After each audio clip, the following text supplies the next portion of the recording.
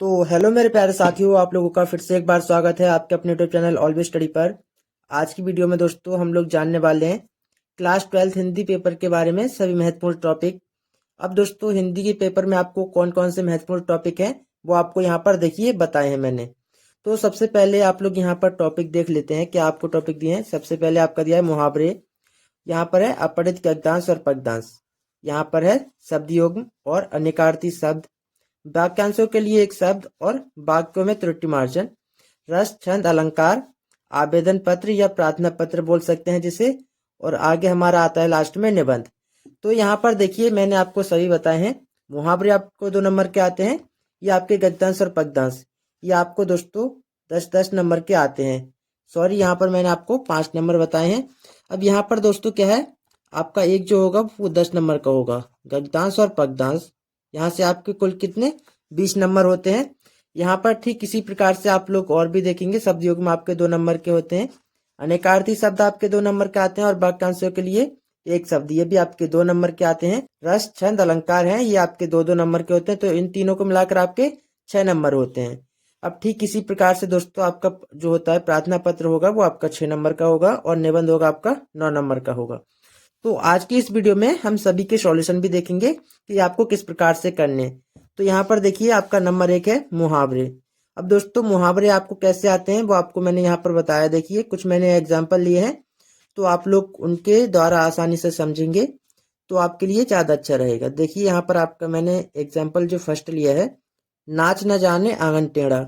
अब दोस्तों आपको इसको अर्थ लिखकर वाक्यों में प्रयोग भी करना होता है। तो देखिए सबसे पहले आप लोग इस प्रकार से लिखेंगे, अर्थ इसका क्या हो जाएगा कि दूसरे पर दोष निकालना। अब दोस्तों क्या होता है कि दूसरे पर दोष निकालना, क्या दूसरे पर अपनी कमी निकाल देना क्या है। देखिए अब वाक्य में प्रयोग करेंगे, तो वाक्य में प्रयोग किस प्रकार से करेंगे आप लोग यहाँ पर देखिए कि रमेश से पेंटिंग खराब होने पर कहा पेंट ही खराब है। अब दोस्तों क्या कहा उसने, देखिए कि रमेश से पेंटिंग खराब होने पर क्या कह दिया उसने कि ये पेंट ही खराब है। अब दोस्तों ठीक इसी प्रकार से किसी को हमने नाचने के लिए बुलाया, अब दोस्तों उससे नाचना नहीं आ रहा है, अब वो क्या कहेगी ये आंगन टेढ़ा है। तो इसी प्रकार से क्या कहते हैं, नाच न जाने आंगन टेढ़ा। यहाँ पर ठीक उसी प्रकार से अब उससे नाचना नहीं आ रहा है तो उसने यही कह दिया कि ये आंगन टेढ़ा है, कि मैं यहाँ कैसे नाचूं। इस प्रकार से दोस्तों दूसरे के ऊपर दोष निकाल ही देते हैं। सेकंड आपका क्या है, अंगूठा दिखाना। अब दोस्तों यहाँ पर देखिए इसका अर्थ लिखेंगे आप इस प्रकार से, क्या हो जाएगा, वस्तु देने से मुकर जाना। अब दोस्तों यहाँ पर क्या है, वस्तु देने से मुकर जाना या अंगूठा दिखाना, बात एक ही है। अब यहाँ पर क्या है कि वाक्यों में प्रयोग हम किस प्रकार से करेंगे कि रवि ने दीपक से पैसे लिए लेकिन मांगने पर उसने अंगूठा दिखा दिया। रवि ने पहले पैसे दिए दीपक को, उसके बाद क्या कहा कि जब रवि ने पैसे दीपक से कहा कि भाई पैसे मुझे दे जो पैसे तूने लिए हैं, तो उसने क्या कह दिया कि उसने पैसे देने से इनकार कर दिया, वो अपनी बात से मुकर गया कि तूने मुझे पैसे ही नहीं दिए और कुछ भी इसी प्रकार से बातें बना दी। तो ठीक इसी प्रकार से आपको वाक्य में प्रयोग करने के लिए आते हैं, तो आप लोग ये यहाँ पर मुहावरे कर लेंगे। बाकी हम और भी देख लेते हैं। तो यहाँ पर देखिए आपका क्या है कि गड़े मुर्दे उखाड़ना। अब दोस्तों यहाँ पर क्या होगा, इसका अर्थ देखिए कि पुरानी बातें ताजा करना। कि क्या होगा दोस्तों, जब हम कोई पुरानी बातें निकालते हैं, अब आपने कोर्ट देखा होगा, कोर्ट में क्या होता है कि बहुत पुराने पुराने मुद्दे आते हैं कि उनके बारे में बातचीत करना, केस उखाड़ना। तो ठीक इसी प्रकार से क्या होता है, पुरानी बातें उखाड़ते हैं वो। अब यहाँ पर देखिए इसका वाक्य में प्रयोग करते हैं, जो हो गया अब उसे दोबारा से उखाड़ना ही गड़े मुर्दे के उखाड़ने के समान है। अब यहाँ पर देखिए आपका गद्यांश पद्यांश आता है, तो वो मैंने आपको एक पहले ही वीडियो में बता दिया है, जिसमें दोस्तों मैंने हिंदी के वो सभी इंपॉर्टेंट टॉपिक आपको बताए थे। तो आप लोग वो जाकर वीडियो देख लीजिए, लिंक मैं आपको डिस्क्रिप्शन में दे रहा हूँ, तो आप लोग उसे देख लीजिए। यहाँ पर देखिए आपका क्या है, शब्द युग्म आता है। अब शब्द युग्म किस प्रकार से आता है कि आपको 2 शब्द दिए हैं, अब उनके अलग अलग अर्थ आपको बताने होते हैं, तो वो अर्थ क्या होंगे वो आप लोग यहाँ पर देख लीजिए। यहाँ पर है आपका अंश और अंशु। अब यहाँ पर दोस्तों आप लोग क्या करेंगे, इसका जो आंसर है मुझे कमेंट में बताएंगे, क्योंकि दोस्तों आप लोगों की प्रैक्टिस देखनी है कैसी चल रही है। तो इसका जो आंसर है आप मुझे कमेंट में बताइए, कमेंट जरूर करना दोस्तों कि क्या होगा। कुल और कूल का क्या अर्थ होता है वो आपको यहाँ पर बताना। देखिए आपको 4 ऑप्शन इसी प्रकार से देते हैं एग्जाम में भी। यहाँ पर आपका का दिया है सब और आवाज, खा है ध्वनि और शीतल, गा है आपका वंश और किनारा, और घा है शीतल और पूर्ण। अब दोस्तों यहाँ पर आपका क्या हो जाएगा, देखिए दोस्तों आपका पहला क्या है, यहाँ पर कुल। कुल का क्या मीनिंग होता है, आपका होता है वंश। और कुल का क्या होता है मीनिंग, किनारा। अब तो यहाँ पर क्या हो जाएगा आपका वंश और किनारा। तो यहाँ पर क्या है आपका ये ऑप्शन सही हो जाएगा। इस प्रकार से आपको करना है। यहाँ पर देखिए नीचे आपको क्या आते हैं, अनेकार्थी शब्द आते हैं। अब यहाँ पर दोस्तों मैंने आपको 4 ऑप्शन बताए हैं, तो आपको इसमें से कोई एक ही करना होता है, बाकी आपको ये 2 नंबर में पूछे जाते हैं। देखिए यहाँ पर आपका दिया है फर्स्ट फल। फल क्या होता है कि वृक्ष का फल भी होता है, और दूसरा क्या है, आप जो एग्जाम देते हैं उसका परिणाम जो भी आता है, एक तो हम उसे ही फल बोलते हैं कि आज उसका फल आने वाला है, परीक्षा का फल आने वाला है। तो ठीक इसी प्रकार से यहाँ पर फल के 2 मीनिंग हो गए, आपको 2 ही लिखने को आते हैं। नीचे देखिए आपका क्या है, कर्ण। अब कर्ण का क्या मीनिंग होता है, एक तो होता है कान, क्योंकि यहाँ पर क्या है, ये आपका कर्ण जो है संस्कृत में है और ये आपका हिंदी में तो कान। और दूसरे का है कुंती का पुत्र का भी नाम क्या था, कर्ण था। और तीसरा आपका क्या हो जाएगा इसमें कि त्रिभुज की भुजा। आपको पता होगा दोस्तों ये आपका कोई त्रिभुज है इस प्रकार से। अब यहाँ पर ये आपका क्या है, ये आपका लंब है, ये आपका आधार, तो ये आपका कर्ण है।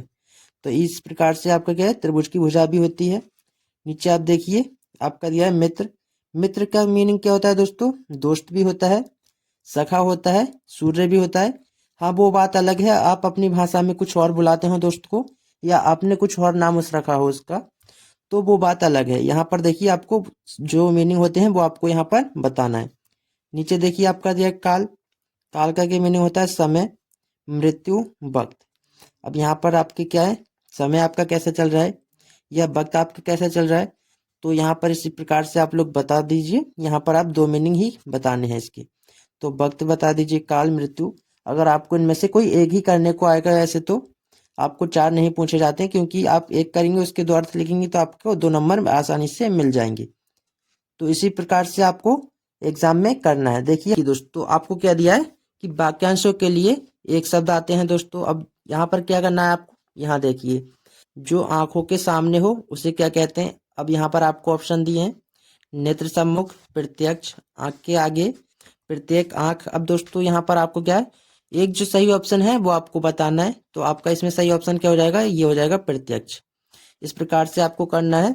ठीक नीचे इसी प्रकार में देखिए कि जल में लगने वाली आग को क्या कहते हैं। यहाँ पर देखिए आपको 4 ऑप्शन दिए हैं।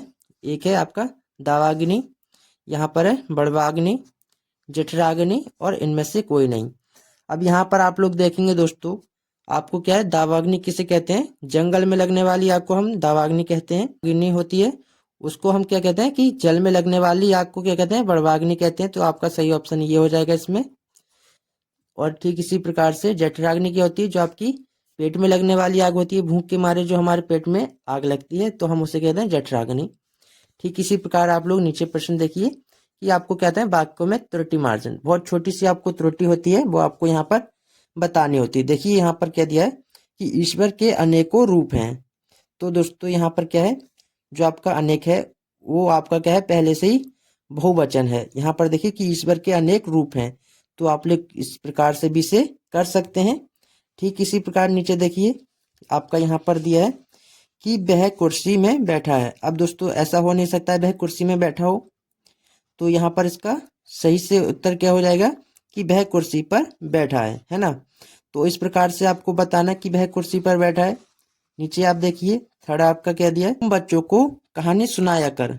अब दोस्तों यहाँ पर क्या हुआ कि तुम बच्चों को कहानी सुनाया कर, इस प्रकार से तो कोई सेंटेंस बनता नहीं कि यहाँ पर क्या है, तुम बच्चों को कहानी सुनाया कर। अब दोस्तों यहाँ पर क्या है, उसकी कोई रिस्पेक्ट भी नहीं हो रही है।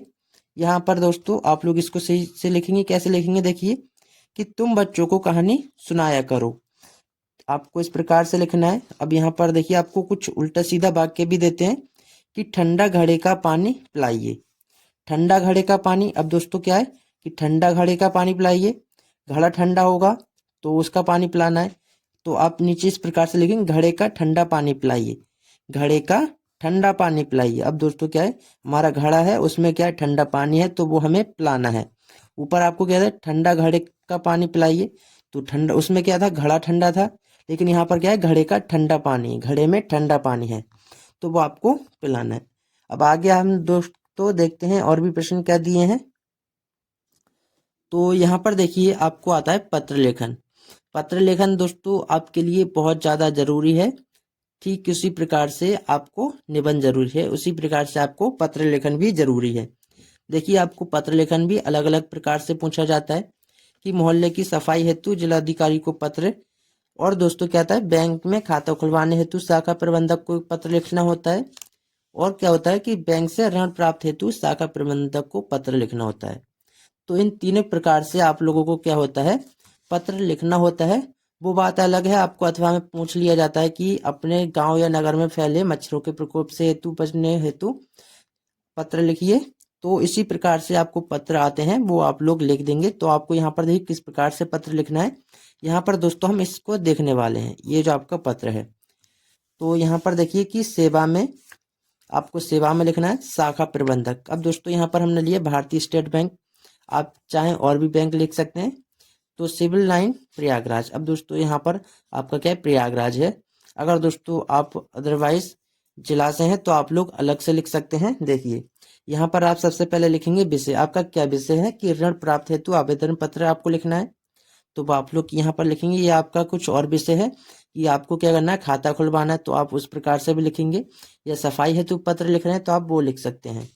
तो इसी प्रकार आपको यहाँ पर लिखना है महोदय। महोदय के नीचे थोड़ा डैश देखिए, आप इस प्रकार से लिखेंगे कि सविनय निवेदन है कि मैंने 2019 में कानपुर विश्वविद्यालय से बीए प्रथम श्रेणी में उत्तीर्ण किया है, लेकिन अभी तक मुझे कोई रोजगार नहीं मिला है। हमें सूत्रों से पता चला है कि विभिन्न योजनाओं के अंतर्गत आपका बैंक भी बेरोजगार युवकों को 1 लाख रुपए तक का ऋण प्रदान कर रहा है। अब दोस्तों क्या है, यहाँ पर आप लोग देखिए कि आप लोगों ने क्या किया, 2019 में बीए कर लिया, और दोस्तों आपने क्या, प्रथम श्रेणी यानी फर्स्ट ग्रेड से पास कर लिया।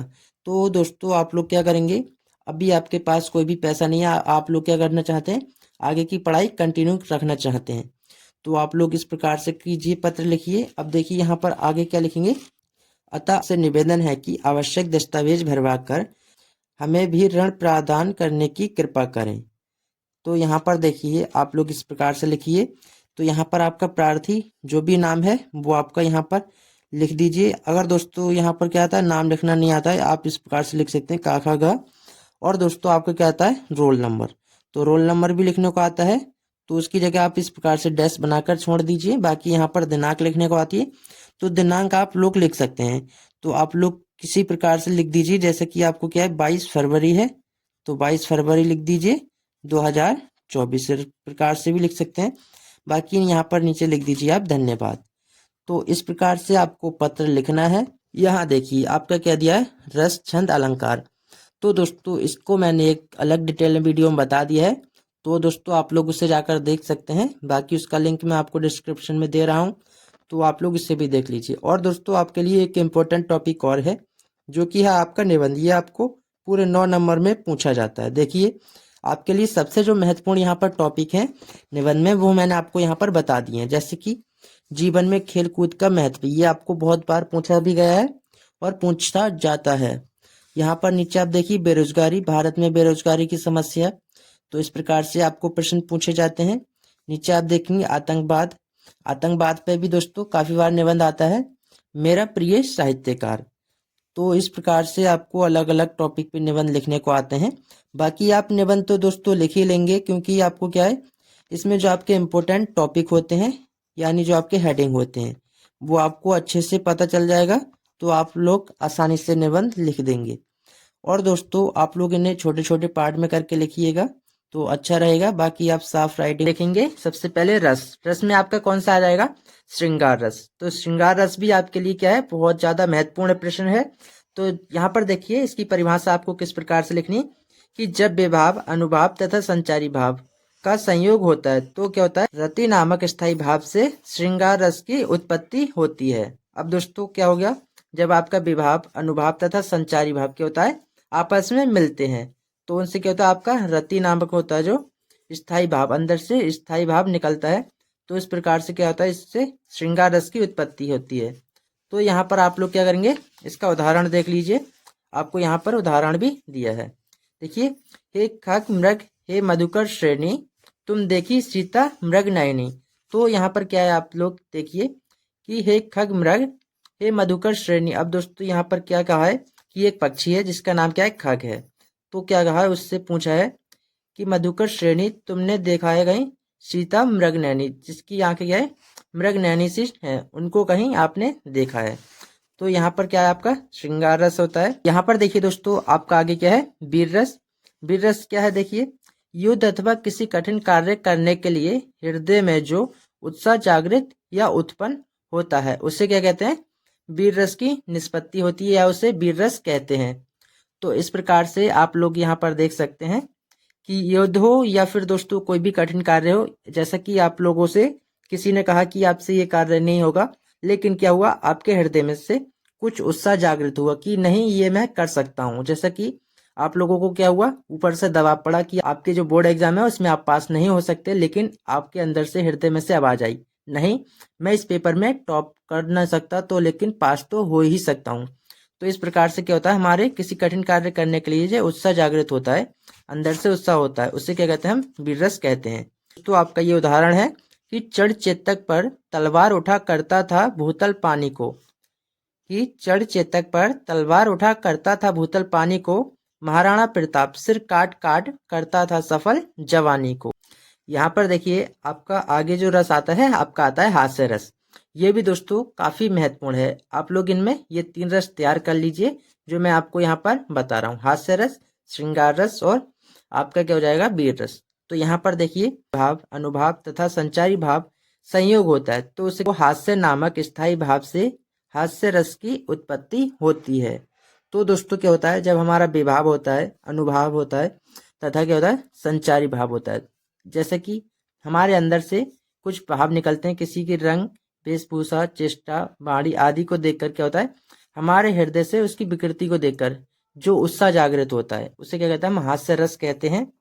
तो ऐसा क्या होता है, हमने किसी काले व्यक्ति को देखा जिसकी क्या है, त्वचा काली है, या हमने किस ऐसे व्यक्ति को देखा है जिससे देखकर हमें हंसी आ रही है, तो उस प्रकार से क्या होता है, हमारा हास्य रस होता है। जैसे कि हमने मेले में आपने जोकर देखा होगा कि किस प्रकार से लोगों को हंसाने का कार्य करता है, ठीक उसी प्रकार से क्या होता है, देखिए यहाँ पर आप लोगों के मन में से क्या होता है, विभाव होता है, अनुभाव भी होता है। दोस्तों सभी का योग होता है, जो सभी मिलकर क्या करते हैं, हास्य नामक स्थायी भाव बनाते हैं, जिससे क्या होता है, आपकी हास्य रस की उत्पत्ति होती है। तो इसका उदाहरण क्या है कि बुरे समय को देखकर गंजे तू क्यों रोए, बुरे समय को देखकर गंजे तू क्यों रोए, किसी भी हालत में तेरा बाल नमा का होए। अब दोस्तों यहाँ पर क्या है कि कोई भी कितना भी बुरा समय क्यों ना हो, लेकिन वहां पर क्या है, एक गंजा है, तो वो क्यों रो रहा है, जैसा कि यहाँ पर आपको बताए कि गंजे तू क्यों रोए, किसी भी हालत में चाहे कोई सा भी समय हो तेरा बाल भी बांका नहीं हो सकता। क्योंकि दोस्तों यहाँ पर क्या है, उसके सिर पर बाल तो पहले से ही नहीं है, क्योंकि वो यहाँ पर गंजा है। तो यहाँ पर क्या है, आप लोगों को हंसी आएगी, जैसे कि आप लोग यहाँ पर देख ही सकते हैं कि आपका कितना ही बुरा समय चल रहा हो लेकिन आपके सर पर बाल नहीं है, तो दोस्तों क्या होगा, आपका बाल भी कोई बांका नहीं कर सकता है ना। तो इसी प्रकार से आपको यहाँ पर ये उदाहरण दिया है, आप लोग याद कर सकते हैं, इसी है वैसे। तो यहाँ पर देखिए हम क्या देख रहे हैं, सेकंड अलंकार। अलंकार में दोस्तों आप लोग क्या करेंगे, उपमा अलंकार तैयार कीजिए, जहां पर उपमेय की तुलना उपमान से समानता के आधार पर की जाती है, वहां पर क्या होता है, आपका उपमा अलंकार होता है। जैसे कि दोस्तों आप लोग क्या करेंगे, किसी की तुलना करेंगे तो वो आपका क्या हो जाएगा, उपमेय हो जाएगा, और हम जिससे करेंगे वो आपका क्या हो जाएगा, उपमान हो जाएगा। जैसे कि दोस्तों आप लोगों ने तुलना की, आप लोगों ने देखा होगा कि टीचर तुलना करते हैं कि ये जो राम है श्याम से ज्यादा अच्छा है ना। तो इसी प्रकार से यहाँ पर क्या है, उपमेय आपका राम हो गया, लेकिन उपमान क्या है, श्याम है। यहाँ पर ठीक इसी प्रकार से आप लोग समझ लीजिए। पर क्या उदाहरण दिया है कि फूलों सा चेहरा तेरा कलियों सी मुस्कान है। आप लोग क्या देख रहे हैं यहाँ पर कि फूलों सा चेहरा तेरा कलियों सी मुस्कान है। तो दोस्तों आप लोगों ने इसका गाना भी सुना होगा। तो यहाँ पर क्या है, आप लोग देखिए कि फूलों से उसकी क्या की है, तुलना की है चेहरे की। तो यहाँ पर आपका क्या है, फूल जो है वो आपका उपमान है, लेकिन चेहरा जो आपका उपमेय है, क्योंकि आपकी चेहरे की तुलना की गई है फूलों से, तो आपका चेहरा है उपमेय है और ये फूल क्या है, उपमान है। ठीक इसी प्रकार ही कलियों सी मुस्कान है, यहाँ पर एक कलियों सी मुस्कान है, तो यहाँ पर आपकी मुस्कान जो है वो उपमेय है और जो कलियां हैं वो आपका क्या उपमान है। तो इसी प्रकार से आप लोग यहाँ पर याद कर सकते हैं, आपको आसानी होगी याद करने। तो यहाँ पर देखिए दोस्तों, ठीक रूपक अलंकार भी आपका उतना ही महत्वपूर्ण है जितना कि आपको उपमा अलंकार महत्वपूर्ण है। देखिए जहां पर क्या है, जहां पर उपमेय में उपमान का भेद रहित आरोप हो वहां पर रूपक अलंकार होता है। अब दोस्तों यहाँ पर क्या है, आपका भेद रहित आरोप है, यानी दोस्तों 100% आप श्योर हैं, है ना, कि आपका उसके समान ही है। तो देखिए आप लोग यहाँ पर किस प्रकार से इसके उदाहरण द्वारा समझेंगे, देखते हैं। यहाँ पर आप उदाहरण देखिए कि चरण कमल बंदो हरि राय। यहाँ पर दोस्तों जो आपके हरि राय के चरण हैं वो आपके किसके समान है, बिल्कुल कमल के समान है। और दोस्तों जो आपके हरि राय के क्या है, चरण है वो कमल के बिल्कुल समान है, जो कमल की पंखुड़ी होते हैं ठीक उसी के समान है। तो यहाँ पर क्या है, भेद रहित आरोप है, क्योंकि दोस्तों यहाँ पर संभावना नहीं है लेकिन कन्फर्म है, उसी के समान है। तो इस प्रकार से दोस्तों आप लोग याद कर सकते हैं। यहाँ पर देखिए दोस्तों आपका क्या है, यमक अलंकार। अब दोस्तों आप लोग यहाँ पर यमक अलंकार भी देखिए, जैसा कि यहाँ पर आपको बताए कि जहां पर कोई शब्द एक से अधिक बार प्रयुक्त हो और उसका अर्थ क्या हो, भिन्न हो, तो वहां पर क्या होता है, आपका यमक अलंकार होता है।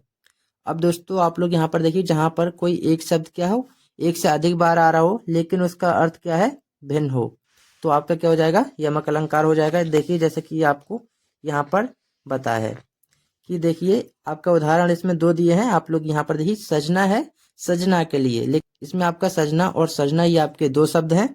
यहाँ पर ये जो सजना है ये आपका क्या है, जैसे कि हम मेकअप करते हैं तो आप लोग यहाँ पर सजना वो हो जाएगा सजना, लेकिन सजना यहाँ पर क्या है, आपका पति। यहाँ पर पति या आपके हस्बैंड, अब जो भी बोले, तो यहाँ पर आपके वो वाले सजना है। देखिए सजना है सजना के लिए, मेकअप करना है सजना के लिए, इस प्रकार से भी आप लोग याद कर सकते हैं। देखिए काली घटा का घमंड घटा, है ना दोस्तों। आप लोग यहाँ पर देखिए काली घटा, यहाँ पर आपके काले बादल हैं, यहाँ पर क्या है, घमंड घटा। अब दोस्तों यहाँ पर क्या हुआ, उसका जो घमंड है वो घट गया, कम हो गया। जो उसका घमंड 100% था, अब वो आपका कितना आ गया, 50 या 40% आ गया। तो उसका क्या हुआ, घमंड घट गया। यहाँ पर काली घटा थी और यहाँ पर घटा है, कम हुआ है।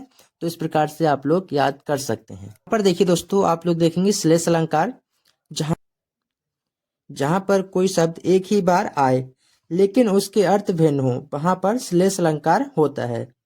अब यहाँ पर क्या करेंगे दोस्तों, आपका कोई शब्द है, एक शब्द है और एक बार आ रहा है लेकिन उसका अर्थ क्या है, बार बार अलग है, तो वहां पर क्या होता है, आपका श्लेष अलंकार होता है। देखिए इसके उदाहरण द्वारा आप लोग इजी समझेंगे, है ना। आप लोग जब भी उदाहरण देखेंगे तो आप लोग बहुत आसानी से उसे समझ सकते हैं। आप लोग देखिए कि प्रियतम बतला दो लाल मेरा कहाँ है, यहाँ पर आपका शब्द आया है लाल। अब दोस्तों लाल को आप लोगों ने पढ़ा भी होगा।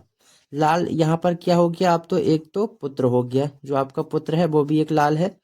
और यहाँ पर दोस्तों एक लाल और होता है जिसे हम बोलते हैं खजाने में आता है आपका लाल, हीरा जवाहरात में होता है आपका लाल। तो उसी प्रकार से यहाँ पर आपके दो मीनिंग होते हैं इसके लाल के। तो आप लोग इस प्रकार से याद कर सकें कि प्रियतम बतला दो लाल मेरा कहाँ है, मेरा पुत्र कहाँ है, प्रीतम। प्रीतम यहाँ पर आपको बताए प्रियतम, तो दोस्तों प्रियतम आप लोग क्या कर सकते हैं, जो भी उनके पति हों उसको पहले जमाने में क्या बोलते हैं, प्रियतम बोलते थे। तो इसी प्रकार से आप लोग याद कर सकते हैं। आप लोगों ने पहले भी काफी पहले जमाने की फिल्में देखी होंगी जिसमें प्रियतम बोलते होंगे अपने पति को, तो आप लोगों ने देखकर याद कर सकते हैं। यहाँ पर आप लोगों को बहुत आसान मैंने उदाहरण लिए हैं जिससे आप लोगों को आसानी से समझ में आ जाए। तो देखिए यहाँ पर हम देखते हैं छंद। अब दोस्तों आप लोगों का जो दोहा छंद है बहुत ज्यादा महत्वपूर्ण है, और यहाँ पर देखिए कि यह अर्ध सममात्रिक छंद है। इसमें 4 चरण होते हैं, पहले और तीसरे चरण में 13-13 मात्राएं तथा दूसरे और चौथे चरण में कितनी 11-11 मात्राएं होती हैं। अब दोस्तों सबसे पहले आपका क्या आता है, चौपाई छंद आता है, दोहा छंद आता है, सोरठा छंद भी आता है, कुंडलीय छंद भी है। बाकी दोस्तों आप लोग यहाँ पर 2 ही छंद करेंगे, आपके लिए ज्यादा महत्वपूर्ण रहेगा। अगर दोस्तों गलती से आपको यहाँ पर दोहा छंद की जगह सोरठा छंद आ जाए तो आप लोग किस प्रकार से करेंगे वो भी हम इसमें जान लेंगे। देखिए सबसे पहले आप लोग दोहा छंद का यहाँ पर उदाहरण भी देखिए, आप लोगों ने परिभाषा तो देख ही ली। उदाहरण इसका वैसे बहुत ईजी है क्योंकि आप लोग पहले से ही पढ़ते आ रहे होंगे कि रहीमन पानी राखिए बिन पानी सब सून, पानी गए ना उबरे मोती मानस चून। अब दोस्तों यहाँ पर आप लोग इस प्रकार से याद कर सकते हैं कि रहीमन पानी राखिए। रहीमन से कह रहे हैं कि रहीमन पानी रखिए, जो भी पानी है उसे बचा कर रखिए, कि बिना पानी के सब क्या है, सब कुछ सूना सूना है। बिना पानी के आप लोग जीवित भी नहीं रह सकते हैं। देखिए, पानी गए ना उबरे। तो यहाँ पर दोस्तों क्या कहा है कि पानी एक बार खत्म हो गया तो वो दोबारा नहीं आएगा किसी भी हालत में। यहाँ पर देखिए आपका है चौपाई छंद। चौपाई छंद आपका क्या है, देखिए ये सममात्रिक छंद है। इसमें 4 चरण होते हैं, प्रत्येक चरण में 16-16 मात्राएं होती हैं। तो दोस्तों आप लोगों का पहले दोहा छंद था, उसमें क्या था, 4 चरण थे, लेकिन इसमें क्या है, इसमें भी 4 चरण है। उसमें पहले और तीसरे चरण में आपकी 13-13 मात्राएं थी, लेकिन यहाँ पर आपकी सभी में 16-16 मात्राएं होंगी। देख, उदाहरण आपका यह है कि जय हनुमान ज्ञान गुण सागर, जय कपीस तिहु लोक उजागर, रामदूत अति लुत बलधामा, अंजनी पुत्र पवन सुत नामा। अब दोस्तों यहाँ पर ये जो आपकी एक चौपाई है, ये आपकी क्या है, चौपाई है। और दोस्तों ये क्या है, जो आपकी रामायण है, या उसमें भी कह सकते हैं आपकी जो हनुमान चालीसा है उसकी एक शुरू की चौपाई है। तो आप लोगों में से दोस्तों काफी ऐसे स्टूडेंट होंगे जो आप लोग हिंदू मुस्लिम करते होंगे। ऐसा कुछ नहीं है दोस्तों, शिक्षा सभी के लिए समान है। उसे क्या है, समानता से पढ़ी जाए तो आपके लिए ज्यादा अच्छा रहेगा। देखिए आप लोगों ने शुरू में यहाँ पर देख लिया होगा, तो इस प्रकार से आप लोग इसे याद कर सकते हैं। बाकी दोस्तों मैंने आपको बताया था, अगर आपको सोरठा छंद आता है तो आपको किस प्रकार से करना है, आइए देखते हैं। तो यहाँ पर देखिए दोस्तों, सबसे पहले आप लोग क्या करेंगे, ये आपका अर्ध सम्मात्रिक छंद है। तो यहाँ पर दोस्तों आप लोग इस प्रकार से लिख सकते हैं कि यह दोहे का उल्टा छंद है। इसमें क्या होता है, इसमें भी 4 चरण होते हैं, लेकिन इसमें क्या होता है, आपके पहले और तीसरे चरण में क्या होगा, 11-11 मात्राएं होंगी, और आपके दूसरे और चौथे चरण में क्या, 13-13 मात्राएं होंगी। इस प्रकार से आप लोग लिख सकते हैं। बाकी दोस्तों आप लोग दोहा और चौपाई छंद 100% आता है, इसको आप लोग जरूर तैयार कीजिए। अब दोस्तों ये जो प्रश्न है आपको बोर्ड परीक्षा में 100% पूछा जाता है, कि आपको इस प्रकार से ऑप्शन दे रखे होते हैं, आपको बताना होता है आपको इसमें सही ऑप्शन कौन सा है। तो दोस्तों आज की इस वीडियो में ऐसा मैं आपको बताने वाला हूं कि आप लोग जिंदगी भर उसे भूल नहीं सकते। जैसा कि आप लोग यहाँ पर देखिए, आवरण और आभरण। अब यहाँ पर आभरण क्या होता है, एक तो आपका होता है पर्दा, होता है जो हम पर्दा करते हैं किसी से, तो वो आपका क्या हो जाएगा, आभरण हो जाएगा। और आभरण क्या हो जाएगा, हमारा क्या होता है, आभूषण, आपको पता होगा। तो उसी में से आप लोग इसे याद कर लीजिए, आभरण आपका क्या हो जाएगा, गहना हो जाएगा। तो यहाँ पर इसका क्या अर्थ होगा, आवरण, पर्दा, और इसका डैश का क्या मीनिंग होता है आपका, और होता है, और आभरण का गहना। तो आपका ऑप्शन ये सही हो जाएगा, पर्दा और गहना। ठीक इसी प्रकार से देखिए यहाँ पर अम्ब और अम्भ दिया है। तो यहाँ पर देखिए आपका क्या है, अम्ब। अम्ब क्या होता है, आपकी माता होता है। आपने एक आरती पढ़ी होगी, अम्बे। तो अम्बे क्या आपकी माता, और अम्ब क्या होती है, पानी होता है। तो यहाँ पर ये आपका ऑप्शन सही हो जाएगा, माता और पानी। ठीक इसी प्रकार से आप लोग यहाँ पर और भी देखेंगे, आपका यहाँ पर भी दिया है माता और पिता। तो ये आपका यहाँ पर हम अम्ब को क्या बोलते हैं, पिता नहीं बोलते। तो आपका ये ऑप्शन क्या है, गलत है। तो आपका क्या है, ये ऑप्शन सही है। इसी प्रकार से यहाँ पर देखिए जगत और जगत, यहाँ पर छोटा सा ये हलंत लगा पड़ा है, आप लोग इसका ध्यान रखिए। बाकी यहाँ पर इसमें कोई हलंत नहीं है। तो यहाँ पर इस जगत का मीनिंग क्या होता है, संसार, और इस वाले जगत का मीनिंग होता है कुएं का चबूतरा। अब दोस्तों जो पहले के लोग गांव के होंगे उसको पता होगा कि कुएं का चबूतरा क्या होता है। जहां पर हमारा कोई कुआं होता है तो उसके पास जो जगह होती है वो हमारा क्या होता है, कुएं का चबूतरा होता है। तो यहाँ पर देखिए, यहाँ पर नीचे भी और दिया कुआं और संसार, और यहाँ पर दिया संसार और कुएं का चबूतरा। तो ये आपका ऑप्शन सही है। तो इसी प्रकार से आप लोगों को ऑप्शन करने को आते हैं। बाकी हम इसमें और भी प्रश्न देख लेते हैं। तो यहाँ पर देखिए दोस्तों, आपको ऑप्शन और भी दिए हैं, जैसे कि यहाँ पर दिया है देव और देव। तो दोस्तों यहाँ पर क्या है, देव, ये देवता हो गए आपके, देव क्या हो गए, ये भाग्य है। तो ये आपका ऑप्शन सही हुआ। इसी प्रकार से आप लोग देखिए आकर और आकार। आकार को आपको पता ही होगा, आकार क्या होता है, किसी का रूप होता है, नक्शा या रूप बोलते हैं, तो उसे आकार बोलते हैं कि उसका आकार सही है, उसका आकार कैसा है, तिरछा है, टेढ़ा है। तो इसी प्रकार से यहाँ पर आकार क्या होता है, आपका खान हो जाएगा। ये खान और रूप, तो ये आपका ऑप्शन सही हो गया। नीचे आप देखिए जलद और जलद, जलद और जलज। अब यहाँ पर आप लोग देखिए कि जलद, ये आपका क्या है, जलद आपका क्या होता है, बादल होता है। जलज क्या होता है, कमल होता है। तो यहाँ पर देखिए बादल और कमल। यहाँ पर एक और भी दिया है, कमल और बादल, ये उल्टा दिया है इसी प्रकार से। तो यहाँ पर देखिए कमल और तालाब, तो यह कमल और तालाब, तो ये आपका ऑप्शन इसमें कौन सा सही होगा, बादल और कमल। यहाँ पर देखिए अनल और अनिल, आपने दोस्तों इसके पर्यायवाची पढ़े होंगे तो आपको अच्छे से याद होगा कि आपका क्या होता है, अनल क्या होता है और अनिल क्या होती है। तो आपकी क्या होता है, अनल, अनल क्या होता है अग्नि, और अनिल क्या होती है वायु। अगर दोस्तों आपने वायु के पर्यायवाची पढ़े होंगे तो उसमें आपका ये शब्द जरूर आया होगा अनिल, और आप लोगों ने अग्नि के पर्यायवाची पढ़े होंगे तो उसमें आपका ये शब्द आया होगा अनल। तो यहाँ पर आपका ये ऑप्शन सही है। देखिए इसी प्रकार नीचे आप लोग देखिए, व्रत और वित्त क्या होता है, चरित्र और धन होता है। यहाँ पर आपका क्या है, कपट और कपाट। कपाट का क्या मीनिंग होता है दोस्तों, दरवाजा। कपाट आप लोगों ने पहले पढ़ा भी होगा कि कपाट, कपाट से तेरा सर फोड़ दूंगी।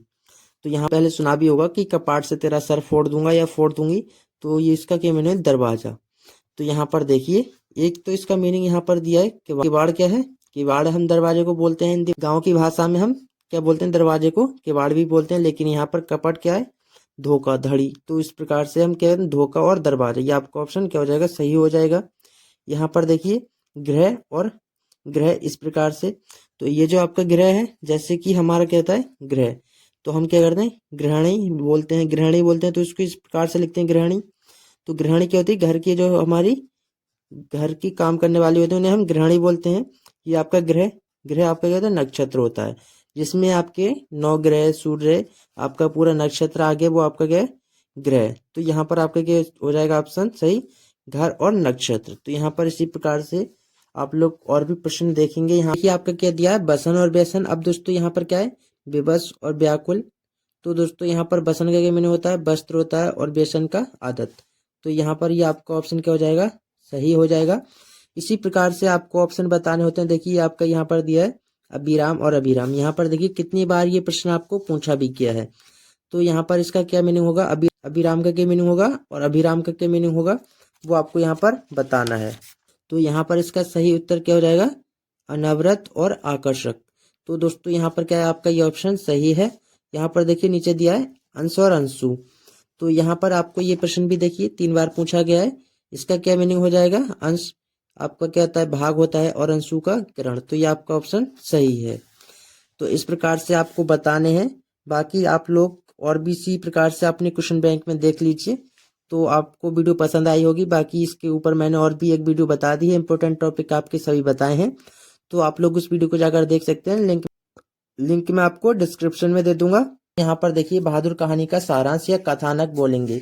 अब दोस्तों आपसे इस प्रकार से पूछा जाए, आपको कथानक का मीनिंग पता नहीं कि कथानक किसे कहते हैं, तो दोस्तों आप लोग कथानक की जगह सारांश, ये दोनों का मीनिंग एक ही होता है, सारांश और कथानक। तो आप लोग इसे कीजिए। तो यहाँ पर देखिए कि दिल बहादुर एक पहाड़ी नेपाली लड़का है। तो दिल बहादुर है, जिसका नाम पूरा क्या नाम है, दिल बहादुर, एक पहाड़ी नेपाली लड़का है जो इस कहानी का नायक है। वह एक असहाय बालक है। उसके पिता की युद्ध में मृत्यु हो चुकी थी। उसकी माँ उससे बहुत पीड़ती थी, इसलिए वह घर से भाग गया और उसने एक मध्य वर्गीय परिवार में नौकरी कर ली। अब दोस्तों यहाँ पर आप लोग देखिए कि जो एक लड़का था, नेपाली लड़का था, पहाड़ी नेपाली, यानी दोस्तों जो पहाड़ में रहते हैं वह नेपाली लड़का था। इस कहानी का नायक है, यानी मुख्य वो है, नायक है। तो वह एक असहाय बालक है, यानी दोस्तों इसको कोई सहारा नहीं है। उसके पिता जो थे, एक युद्ध में उनकी मृत्यु हो गई, तो उसकी जो माँ थी उसे बहुत ही ज्यादा मारती थी। इसलिए दोस्तों क्या हुआ, वो एक घर से भाग के मध्य वर्गीय, अब दोस्तों मध्य वर्गीय क्या होते हैं, मिडिल क्लास लोग, है ना, तो वहां पर जाकर वो नौकरी करने लगा। देखिए आगे क्या हुआ, बहादुर बड़े परिश्रम से घर में काम करने लगा। गृह स्वामिनी निर्मला उसके काम से बहुत खुश थी। अब यहाँ पर दोस्तों आप लोग एक नाम याद रख लिए, निर्मला। कौन थी, निर्मला। निर्मला ने उसका नाम बहादुर रखा। क्या नाम रख दिया, दिल बहादुर से बहादुर रखा। बहादुर की मेहनत के कारण मकान साफ सुथरा रहने लगा और घर में सभी सदस्यों के कपड़े साफ रहने लगे। यहाँ पर आप बहादुर और निर्मला ये दो नाम याद रखिए। अभी आगे देखिए क्या है कि वो बहुत मेहनत से काम करता, और दोस्तों उसके कारण क्या हुआ, घर में साफ सफाई और उसके कपड़े जो थे साफ सुथरे रहने लगे। जितने भी लोग थे सब घर में, उनके सभी के कपड़े साफ सुथरे रहने लगे। और यहाँ पर देखिए कि बहादुर देर रात तक काम करता और सुबह जल्दी उठकर काम में जुट जाता। वह इसी में खुश था और हर समय हंसता रहता था। वह रात को सोते समय पहाड़ी भाषा में कोई गीत गुनगुनाता रहता था। हंसना और हंसाना मानो उसकी आदत बन गई हो, है ना। तो आप लोग यहाँ पर इसको समझ सकते हैं कि वह पहाड़ी भाषा में रात को एक गीत गुनगुनाता रहता था और सुबह जल्दी उठ के काम पे लगता था, रात को देर तक काम करता था। तो दोस्तों हंसना और हंसाना उसकी एक आदत बन गई थी। यहाँ पर निर्मला का बड़ा लड़का किशोर एक बिगड़ा हुआ लड़का था। अब दोस्तों यहाँ पर एक नाम और आता है आपका किशोर। आप लोग यहाँ पर इसको याद रखिए कि वह शान शौकत और रौब दोब से रहने का समर्थक था। यानी दोस्तों उसको ये पसंद नहीं था कि वह किसी के दबाव में रहे, है ना। अपनी शान शौकत से रहना उसके लिए एक आदत थी उसकी, कि उसने अपने सारे काम बहादुर को सौंप दिए थे। यदि बहादुर उसके काम में तनिक सी भी असावधानी बरतता तो उसे गालियां मिलती। इतना ही नहीं, वह छोटी छोटी सी बात पर बहादुर को पीटता भी था। अब दोस्तों यहाँ पर क्या था, उस जो अपना किशोर था वो सभी काम उससे बहादुर से करवाता था। अब वो छोटी सी भी गलती कर देता था बहादुर तो उससे गाली भी मिलती थी और उसे पीटता भी था। बहादुर एक कोने में चुपचाप खड़ा हो जाता और कुछ देर के बाद घर के कार्यों में पूर्ववत जुट जाता। अब दोस्तों यहाँ पर वो बहादुर था, वो पिटता था तो चुपचाप दोस्तों रोने लगता था एक कमरे में जाके कोने में खड़े होके। कुछ देर बाद तो दोस्तों वो फिर से अपने काम में लग जाता था। एक दिन किशोर ने बहादुर को सुअर का बच्चा कह दिया। बहादुर ने इस गाली को सहन न कर सका, उसका स्वाभिमान जाग गया और उसने उसका काम करने से इनकार कर दिया। निर्मला के पति ने भी उसे डांटा तो उसने कहा, देखिए अब तो यहाँ पर आपका एक शब्द आया है सुअर का बच्चा। क्या हुआ? सुअर का बच्चा। एक दिन क्या हुआ, किशोर ने उससे बहादुर से कह दिया सुअर का बच्चा। अब दोस्तों यहाँ पर उसके जो किशोर के पिताजी थे उसने भी उसे डांटा कि क्या कहा, देखिए अब यहाँ पर शिकायत करता है बे बहादुर अपने मालिक से। दोस्तों बहादुर यहाँ पर शिकायत करता है कि बाबूजी भैया ने मेरे बाप को क्यों लाकर खड़ा किया, है ना। मेरे बाप को लाकर यहाँ पर क्यों खड़ा किया। इतना कहकर वह रो पड़ा। प्रारंभ में निर्मला बहादुर को बहुत प्यार से रखती थी तथा उसके खाने पीने का भी बहुत ध्यान रखती थी, लेकिन कुछ दिनों के बाद उसका व्यवहार भी बदल गया। उसने बहादुर को रोटी सेकना बंद कर दिया। अब यहाँ पर क्या हुआ, निर्मला भी बदल गई। तो शुरू में दोस्तों वो बहुत अच्छा से उसका ख्याल रखती थी, बाद में वो उसकी रोटी भी सेकना बंद कर दी। अब घर की स्थिति यह हो गई कि जरा सी गलती होने पर भी किशोर और निर्मला उसे पीटते। यहाँ पर देखिए मारपीट और गालियों के कारण बहादुर से गलतियां और भूलें अधिक होने लगीं। अब दोस्तों क्या हुआ कि घर में जरा सी भी गलती होती तो अब उसे मारते और उसे गालियां भी देते थे, जिसके कारण दोस्तों क्या हुआ, उससे गलती और भूलें भी अधिक होने लगीं। रविवार को निर्मला के रिश्तेदार अपनी पत्नी और बच्चों के साथ निर्मला के घर आए।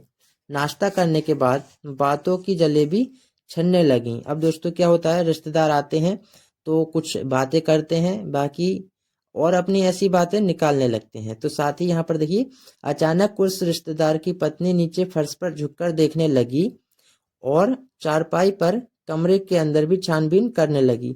पूछने पर उसने बताया कि उसके 11 रुपए खो गए जो उन्होंने चारपाई पर ही निकाल कर रखे थे।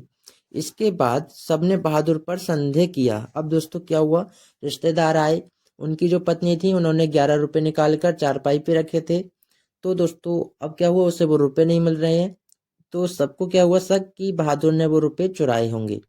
यहाँ पर आगे देखिए क्या कहा है, बहादुर से पूछा गया, उसने रुपए उठा लेने से इनकार कर दिया। उसे खूब पीटा गया और पुलिस के सुपुर्द करने की धमकी भी दी गई। अब दोस्तों क्या हुआ, उसे बहुत ज्यादा मारा बहादुर को और साथ ही उसे पुलिस को देने की धमकी भी की, पुलिस को गिरफ्तार कर देंगे। यहाँ पर देखिए कि निर्मला ने भी बहादुर को डराया, धमकाया और पीटा और सब सोच रहे थे कि पिटाई के डर से वह अपना अपराध स्वीकार कर लेगा, लेकिन जब उसने रुपए लिए ही नहीं तो वह कैसे कहता कि रुपए उसने उठाए थे। अब दोस्तों उसने चोरी की ही नहीं, उसने रुपए उठाए नहीं तो वो कैसे स्वीकार कर लेगा कि मैंने ही चोरी की है। यहाँ पर आगे के इस घटना के बाद से घर के सभी सदस्य बहादुर को संदेह की दृष्टि से देखने लगे और उसे कुत्ते की तरह दुत्कारने लगे। जैसे हम कुत्ते को दुत्कारते हैं, क्या मारते भगाते हैं, इसी प्रकार से उसे भी देखते हैं सब लोग कि अब जरा सी भी कोई गलती होती सब उसी को देखते हैं।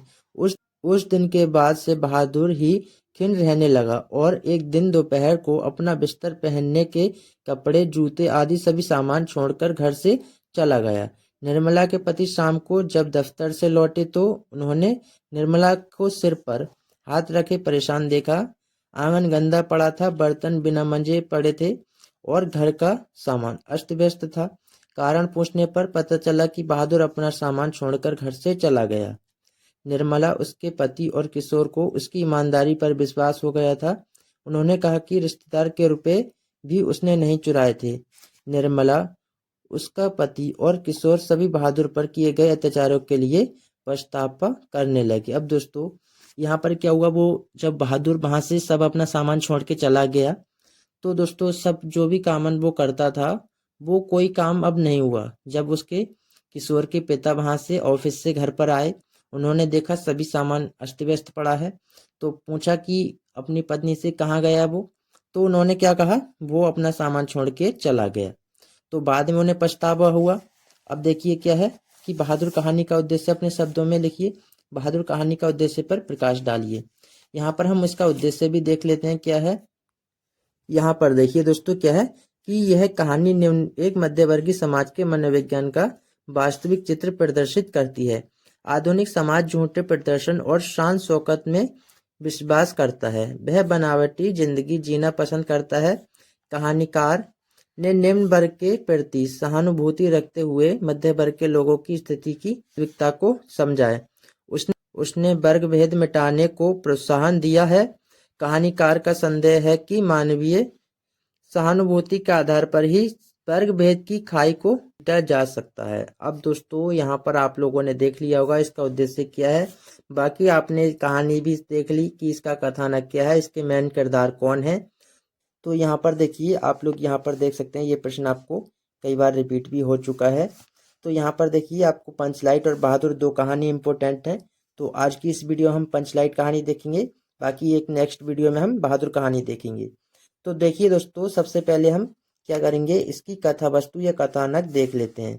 यहाँ पर देखिए कि जो पंचलाइट कहानी है उसको किस प्रकार से बताया गया है कि पंचलाइट श्री फणीश्वर नाथ रेणु द्वारा रचित एक आंचलिक कहानी है, जिसमें रेणु जी ने ग्रामीण परिवेश के साथ साथ आंचलिक परिवेश को अत्यंत सुंदरता के साथ उभारा है। पंचलाइट कहानी की कथा वस्तु ग्राम्य परिवेश से ग्रहण की गई है। इस कहानी का कथा वस्तु में उन्होंने पेट्रोमैक्स, जिसे गांव वाले पंचलाइट या पंचलेट कहते थे, के माध्यम से ग्रामीण वातावरण का चित्रण करते हुए ग्रामवासियों के मनोविज्ञान की वास्तविक झलक प्रस्तुत की है। ग्रामीण जनजाति के आधार पर किस प्रकार टोलियों में विभक्त हो जाते हैं और परस्पर ईर्ष्या द्वेष के भावों से भरे रहते हैं, इसका बड़ा ही जीवन यथार्थ रूप से इस कहानी में उभारा गया है। ग्रामांचल का वास्तविक चित्रण की ही इसकी कथा वस्तु का उद्देश्य है। अब दोस्तों यहाँ पर आप लोग देखिए हमारा जो एक पंचलाइट है उसमें फणीश्वर नाथ रेणु द्वारा ये लिखा गया है, और साथ ही दोस्तों हमारा जो इस पंचलाइट कहानी का उद्देश्य है वो क्या है कि हमारे जो गांव के लोग होते हैं वो किस प्रकार टोलियों में या अलग अलग वर्गों में विभाजित हो जाते हैं, और उसमें दोस्तों हमारे जो ग्राम के जितने भी लोग हैं उनकी मानसिक स्थिति या मनोविज्ञान, उनके सोचने की क्षमता किस प्रकार की है, इसमें वो भी बताया गया है। तो यहाँ पर दोस्तों इसी प्रकार से आपको बताना है। द्वेष से भरे रहते हैं, किसी के प्रति दोस्तों लड़ाई झगड़ा या मारपीट करना, इस प्रकार की बातें होती हैं, उसकी चुगली करना, इसकी चुगली करना, इस प्रकार से दोस्तों ठीक किसी प्रकार से आपको ये समझना है कि इसमें पंचलाइट का जो भी है आपको बताना है। यहाँ पर नीचे आप देखिए कि पंचलाइट कहानी का सारांश, इसका कथानक बोलेंगे देखिए कि रामनवमी के मेले में इस बार महतो टोली के पंचों ने एक पेट्रोमैक्स खरीदा। देखिए इस पेट्रोमैक्स को गांव वाले पंचलेट कहकर पुकारते थे। पंचलेट खरीदने के बाद जो 10 रुपए बच गए थे उनसे पूजा की सामग्री भी खरीदी गई। सबको पंचलेट आने की प्रसन्नता थी। इस खुशी में कीर्तन का आयोजन किया गया। थोड़ी देर में टोली के सभी लोग पंचलेट देखने के लिए एकत्र हो गए, लेकिन प्रश्न यह पैदा हुआ कि पंचलेट को जलाएगा कौन, है ना। तो दोस्तों हमारे यहाँ रामनवमी का मेला लगता है, ठीक इसी प्रकार से वहाँ पर भी एक रामनवमी का मेला लगता था, जहाँ पर दोस्तों यहाँ पर देखिए कि इस बार महतो पंचों की टोली। यहाँ पर दोस्तों क्या है कि एक गांव की पंचायत होती है, ठीक उसी प्रकार से जो पंचायत के लोग थे उन्होंने एक पेट्रोमैक्स खरीदा, जिससे दोस्तों वो क्या बोलते थे, पंचलेट बोलते थे, है ना। तो उसके आने की जो प्रसन्नता थी वो बहुत ज़्यादा थी, है ना। आपको पता होगा कि गांव में एक ऐसी नई चीज़ आती है तो कितनी प्रसन्नता होती है। तो ठीक इसी प्रकार से उन्हें बहुत ज़्यादा प्रसन्नता थी। तो 10 रुपये बचे थे, उससे उन्होंने क्या किया, पूजा की सामग्री खरीदी, है ना। तो ऐसा क्या है, अब नई चीज़ आई है तो पूजा ना हो, ऐसा हो नहीं सकता है। पूजा करने के लिए उन्होंने सामान खरीद लिया, लेकिन क्या हुआ, उनमें से किसी को पंच लाइट जलाना नहीं आता था। तो सभी लोग एकत्र हो गए, लेकिन उन्होंने क्या हुआ, यह सब लोगों ने जानकारी दी कि इसे जलाएगा कौन। तो इसके लिए उसको लेकर एक सवाल पैदा हो गया।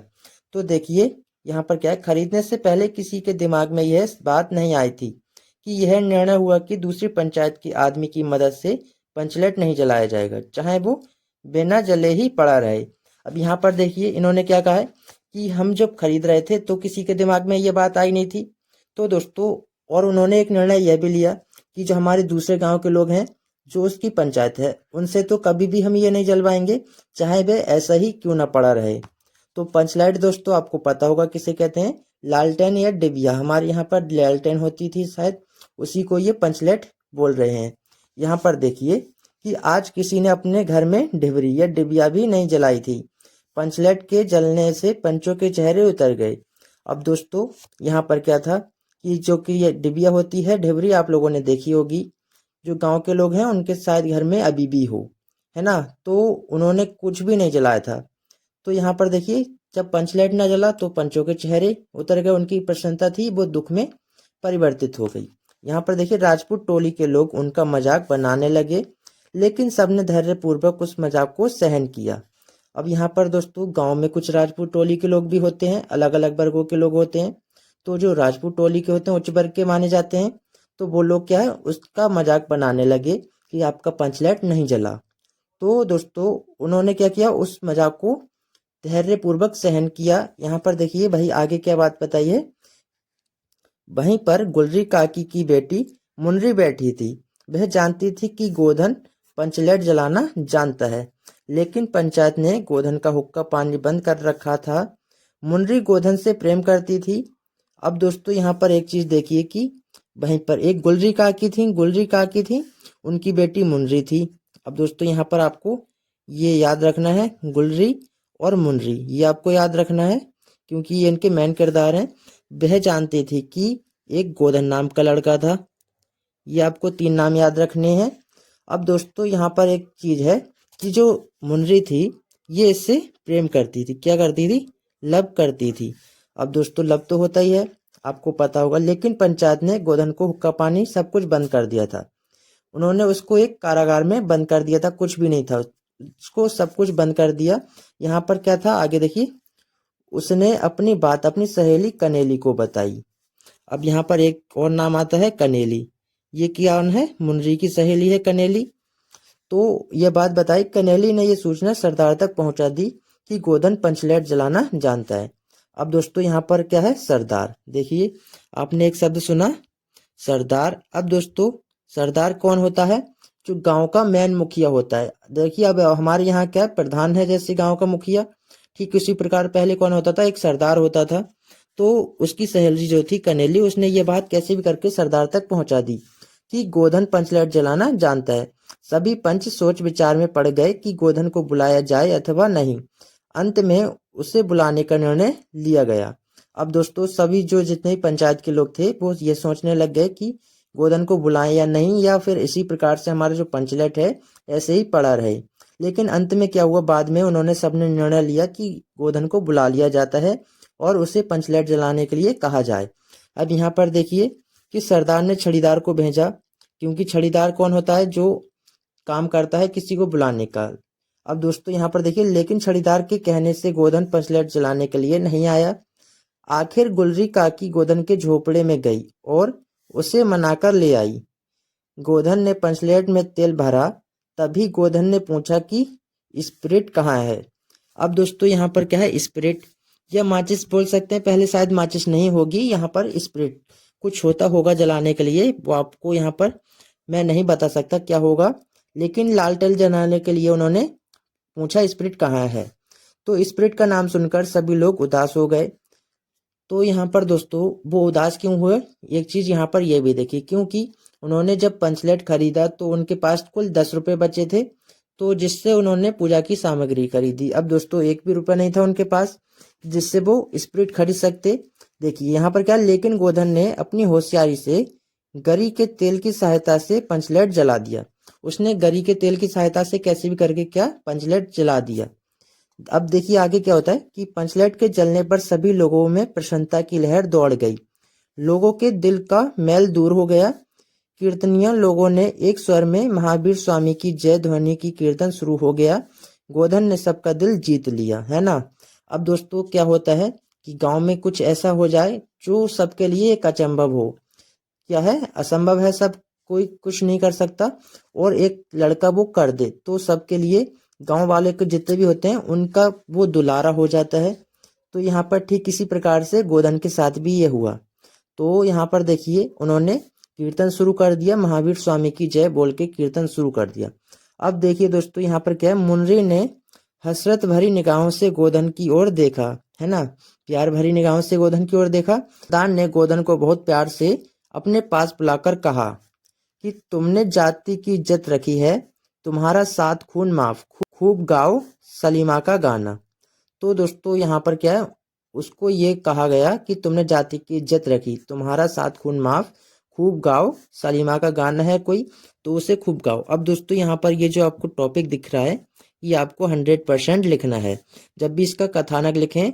और दोस्तों यहाँ पर नीचे आप लोग एक चीज और देखिए, अंत में गुलरी काकी ने गोधन को रात के खाने पर निमंत्रित किया। गोधन ने एक बार फिर से मुनरी की ओर देखा। उससे दृष्टि मिलते ही लज्जा के कारण मुनरी की पलकें झुक गईं। अब दोस्तों एक बार फिर लड़के ने लड़की को देखा, हसरत भरी निगाहों से उसे देखा, तो लड़की क्या शर्मा के चली गई या नजरें नीचे झुका ली, है ना। तो आप लोग यहीं पर वो चीज देख सकते हैं। अब दोस्तों जब भी आप इसका कथानक लिखेंगे तो इसमें आपको ये चीज हमेशा लिखनी ही होगी, और साथ ही दोस्तों आपको यहाँ पर ये जो नाम है ये भी उसमें आने चाहिए। जैसे आप लोग यहाँ पर लिखेंगे, वहां पर एक गुलरी काकी की बेटी मुनरी भी थी, तो वो जानती थी गोधन पंचलेट जलाना जानता है। तो मुनरी की सहेली एक कनेली थी जिसने यह बात सरदार तक पहुंचाई कि पंचलेट जलाना गोधन जानता है, उसे बुला लिया जाए। तो ठीक इसी प्रकार से आपको शब्दों में अपने इस प्रकार से लिख देना है। करीब 80 शब्द में आपको लिखने को आता है और 5 नंबर में ये प्रश्न पूछा जाता है। तो पर दोस्तों आप लोग नीचे और देखिए कि पंचलाइट कहानी का उद्देश्य अपने शब्दों में लिखिए, है ना। ये आपको लिखने को आता है 80 शब्द में। तो यहाँ पर हम उद्देश्य देख लेते हैं क्या इसका उद्देश्य है। तो यहाँ पर देखिए दोस्तों आपको बताया कि ग्रामवासी जाति के आधार पर किस प्रकार टोलियों में विभक्त हो जाते हैं और परस्पर ईर्ष्या द्वेष के भावों से भरे रहते हैं। इसका बड़ा ही सजीव और यथार्थ चित्रण इस कहानी में किया गया है। परोक्ष रूप से रेणु जी ने ग्राम सुधार की प्रेरणा भी दी है। इसी के साथ कहानीकार ने यह भी सिद्ध किया है कि आवश्यकता बड़े से बड़े संस्कार और निषेध को अनावश्यक सिद्ध कर देती है। अब दोस्तों यहाँ पर ये आपको बता दिया है। पंचलाइट कहानी का उद्देश्य ये है, आपको बता देना है। बाकी सारांश आए तो आपको बता दिया मैंने सारांश कैसे लिखना है। तो आई होप दोस्तों आप लोगों को ये कहानी समझ में आ गई होगी। तो आप लोग इसको अपने हिसाब से लिख सकते हैं। तो बाकी आप लोग बहादुर कहानी के लिए दोस्तों कमेंट में एक बार जरूर बताइए, और दोस्तों वीडियो को शेयर करना ना भूलें अपने सभी दोस्तों में जिसे कहानी सुनने में अच्छा लगता है। और आप नए हैं तो हमारे चैनल को भी सब्सक्राइब जरूर कीजिए। तो मिलते हैं आपसे इसी वीडियो के साथ, तब तक के लिए जय हिंद।